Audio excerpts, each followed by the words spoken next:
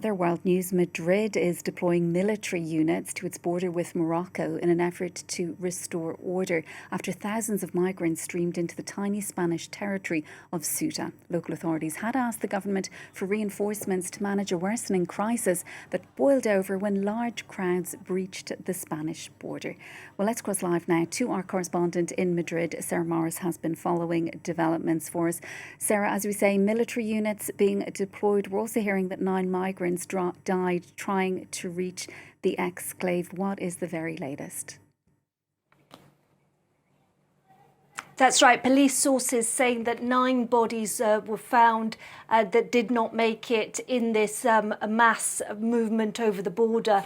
The numbers that tried to cross are in the thousands, and some of the Spanish media, like El Mundo, are saying, quoting sources saying that there's 20,000. We'd earlier thought it was between 2,000 to 3,000.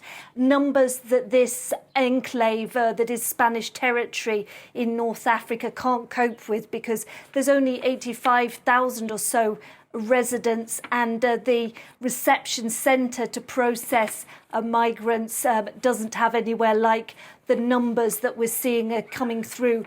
The army will be deployed to help boost security in Ceuta, and the government sources are saying that they will be sending those necessary to maintain security, and they're talking about also boosting the Guardia Civil, the civil guard, adding extra platoons immediately and in the coming days from local areas like Andalusia. We could say as many as 90 extra Guardia Civil officers arrive with 2 groups of divers. There'll also be a naval ship deployed and a helicopter. And Brussels has offered help from the Frontex security force to help process anybody that may be eligible for asylum.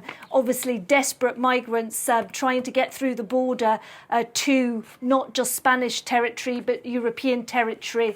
And we have had sources saying to the Reuters that Italy intends to look at suspending the Schengen, its application of Schengen, the Schengen zone. So extremely concerned for the Spanish Prime Minister will want to show that he is taking immediate action. And he's already coming under pressure here, isn't he, Sarah? Right-wing parties have been critical of Spain's pro-immigration policies more generally, arguing that they're attracting more migrants to the country. What are they saying now? That's right. They will say, many on the Spanish right are saying that this proves them absolutely right.